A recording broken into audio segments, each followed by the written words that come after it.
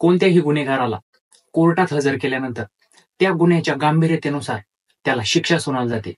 कुणाला 20 ते 25 वर्ष कैद, कुणाला 5 ते 10 वर्ष कैद, तर कुणाला जन्मठेपेची शिक्षा सुनावली जाते. पण जर गुन्हा गंभीर असेल तर अशा काही एक्स्ट्रीम सिच्युएशन मध्येच त्या गुन्हेगाराला मृत्यूदंडाची शिक्षा सुनावली जाते. आपण कधी ना कधी ऐकलं असेलच की एखाद्या पुरुषाला त्याच्या गुन्ह्यामुळे मृत्यूदंडाची शिक्षा सुनावण्यात आली. पण कधी ऐकलंय का एखाद्या महिलेला मृत्यूदंडाची शिक्षा देण्यात आली आहे? केरळच्या इतिहासात पहिल्यांदा एका महिलेला मृत्यूदंडाची शिक्षा देण्यात आली आणि तिने जो गुन्हा केला होता तो काहीतरी गंभीर स्वरूपाचाच होता. तर जाणून घेऊया आजच्या व्हिडिओमध्ये ग्रीष्मा श्रीकुट्टी नामक मुलीने असा कोणता गुन्हा केला की ज्यामुळे केरळच्या 2 ते 3 न्यायालयांनी तिला मृत्यूदंडाची शिक्षा सुनावली. तर मित्रांनो, स्वागत करतो मराठी क्राईम स्टोरीज मधील आजच्या व्हिडिओमध्ये. केरळमधील पारासाला येथील बसमध्ये प्रवास करत असताना ग्रीष्मा श्रीकुट्टी आणि शारोन राजे यांची भेट होते. शारोनला पहिल्या नजरेतच ग्रीष्मावर प्रेम होते. तो तिच्यासोबत मैत्री करण्याचा प्रयत्न करतो आणि योगायोगाने हे दोघं एकाच सीटवर येतात आणि यांच्यामध्ये बातचीत होते. हळूहळू ही बातचीत मैत्रीत होते आणि या मैत्रीचं रूपांतर प्रेम संबंधात होतं. शारोन आणि ग्रीष्मा काही दिवसांतच रिलेशनशिप मध्ये येतात.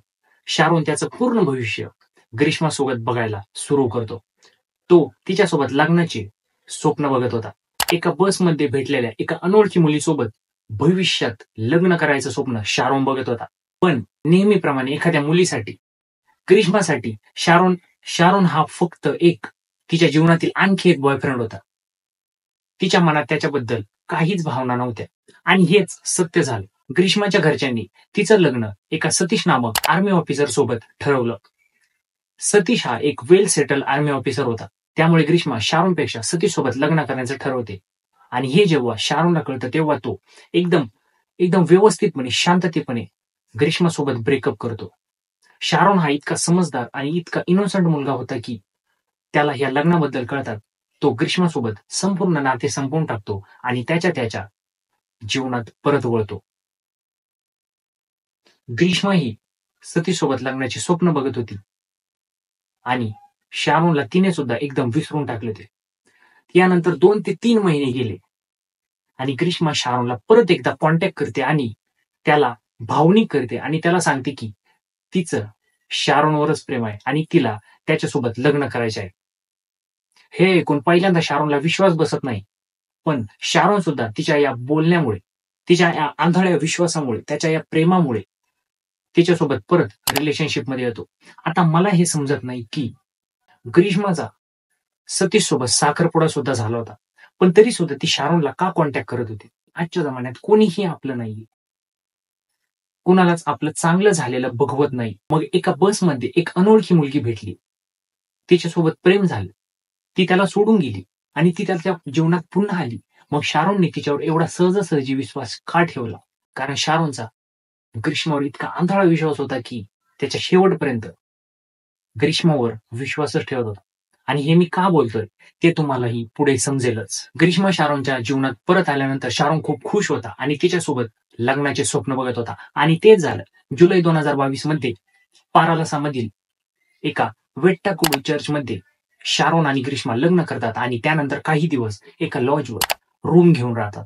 सतीश सोबत साखरपुडा झालेला असताना देखील ग्रीष्मा शारोन सोबत संबंध ठेवत होती, त्याच्यासोबत फिरत होती. पण हे कशासाठी?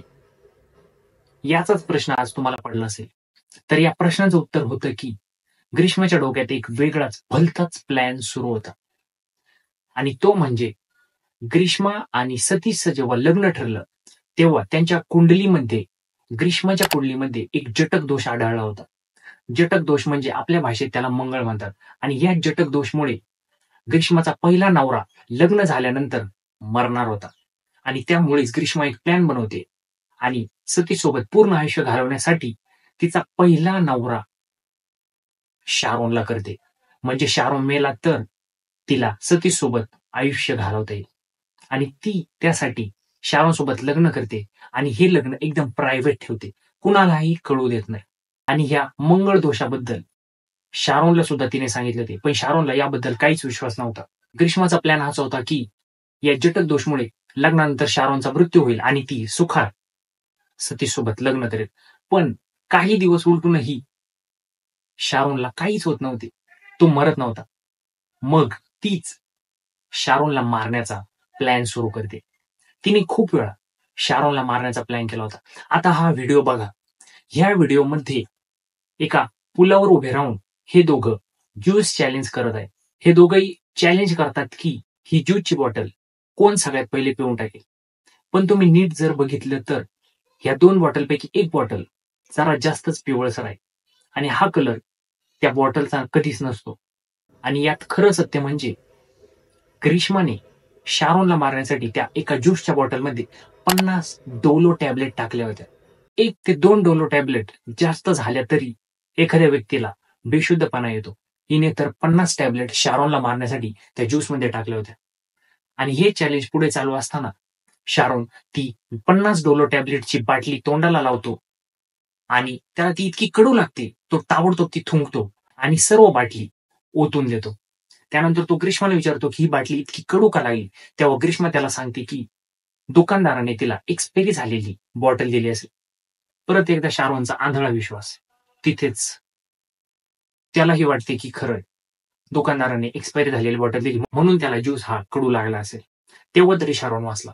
पण याआधी खूप वेळा ग्रीष्माने शारोनला मारण्याचा प्रयत्न केला होता. पण तो नेहमी वाचत होता. मग एक दिवस एकदम विचार करून ग्रीष्मा 13 ऑक्टोबर 2022 ला रात्री 11च्या सुमारास शारोनला फोन करते आणि 14 ऑक्टोबरला घरी येण्यास सांगते. ती त्याला सांगते की तू उद्या घरी ये, घरी कोणीही नाही. हे ऐकून शारोन खुश होतो आणि ग्रीष्माला भेटण्यासाठी 14 ऑक्टोबरला त्याचा मित्र रेजिन सोबत एका गाडीवर ग्रीष्माच्या घरी निघून जातो. ग्रीष्माच्या घरी गेल्यानंतर शारोन त्याचा मित्र रेजिनला घराबाहेर ठेवतो आणि हे दोघंही बेडरूम मध्ये असतात.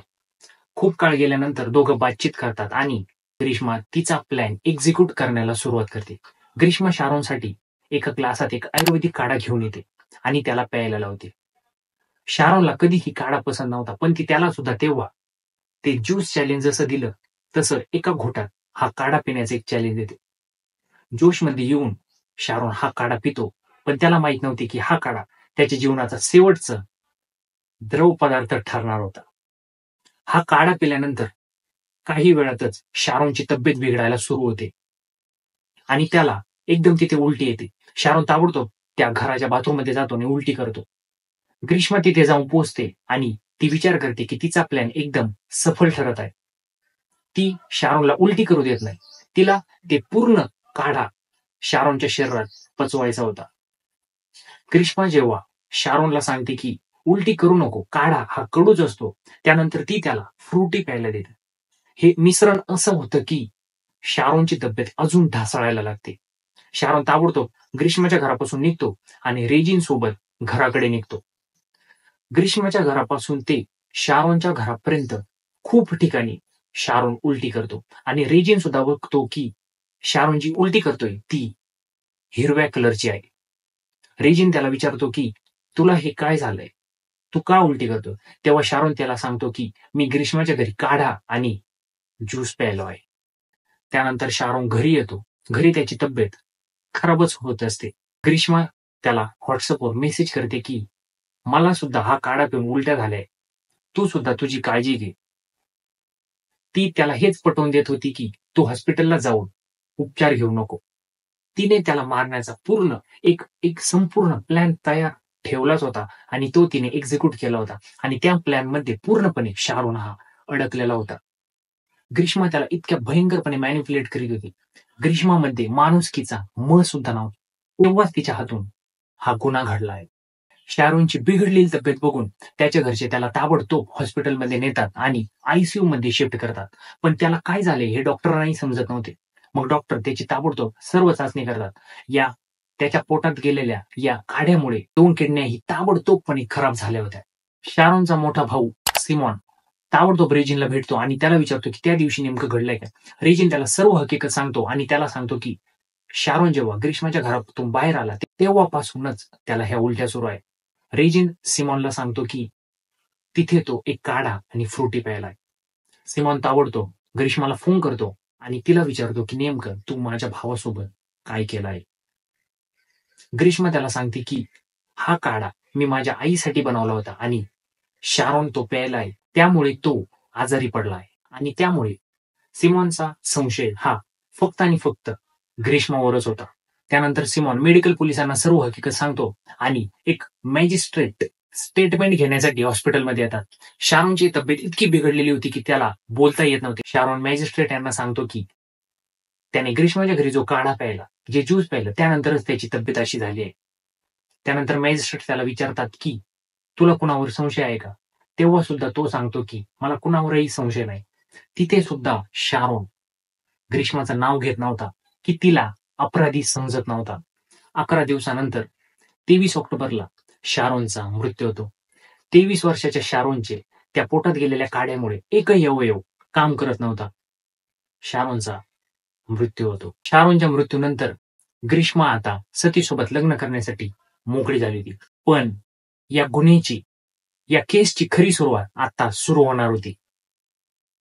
शारोनच्या घरचे ताबडतोब ग्रीष्माच्या अटकेची मागणी करतात, तिच्यावर आरोप करतात. पण पोलीस इथे चूक करत नाही. इथे एकदम पॉइंटशीरपणे ग्रीष्माच्या विरोधात पुरावे सापडवतात आणि मगच तिला अटक करतात. पोलीस सर्वात आधी शारोनच्या पोटात काय गेलंय या विषयाची तपासणी करण्यासाठी सर्वीकडे तपास करतात. ग्रीष्माच्या मागील काही दिवसातील चॅट्स, तिचे फोन कॉल्स आणि तिची गुगल सर्च हिस्ट्री बाहेर काढतात आणि मगच ग्रीष्माला अटक करतात. ग्रीष्माला अटक केल्यानंतर ग्रीष्मा त्यांना एकदम वेगवेगळ्या कहाण्या सांगते. ती तर शारोनवर जबरदस्तीचे आरोप करते आणि ती सांगते की हा काढा मी माझ्या आईसाठी बनवला होता आणि तो शारोन प्यायला आहे.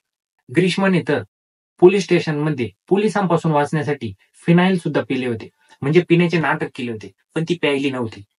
पण पोलिसांनी तिला तेव्हा धरले होते. मग ग्रीष्माची एकदम कसून चौकशी झाल्यानंतर ग्रीष्मा सर्व काही खरं सांगून टाकते की तिने शारोनला मारण्यासाठी कसा प्लॅन बनवला होता. ग्रीष्माच्या कबुलनाम्यामध्ये तिची आई आणि तिची मामाही सापडतो. तिची आईच प्लॅन बनवते की जटक दोषापासून वाचण्यासाठी तू शारोनसोबत लग्न कर आणि शारोन मेल्यानंतर तू सतीसोबत लग्न कर. आणि तिचा मामा त्या काड्यात टाकण्यासाठी पॅराकॉट हर्बिसाइड घेऊन येतो. हे पॅराकॉट हर्बिसाइड म्हणजे शेतकरी याला वाढलेलं गवत जाळण्यासाठी फवाऱ्यामध्ये वापरतात. आणि काही ठिकाणी याची गांभीर्यता लक्षात घेऊन हे पॅराकॉट हर्बिसाइड काही काही राज्यामध्ये तर बॅन सुद्धा आहे. आणि तिचाच मामा त्या काड्यात टाकण्यासाठी ग्रीष्माला हे पॅराकॉट हर्बिसाइड घेऊन येतो आणि त्यानंतर ती एक काढा तयार करते आणि शारोनला प्यायला देते. हे सर्व पुरावे सापडल्यानंतर पोलीस ग्रीष्मा विरोधात कंप्लेंट फाईल करतात आणि मामाला आणि आईलाही अटक करतात. आणि त्यानंतर न्यायालय ग्रीष्माच्या या गुन्ह्यासाठी तिला मृत्यूदंडाची शिक्षा सुनावते.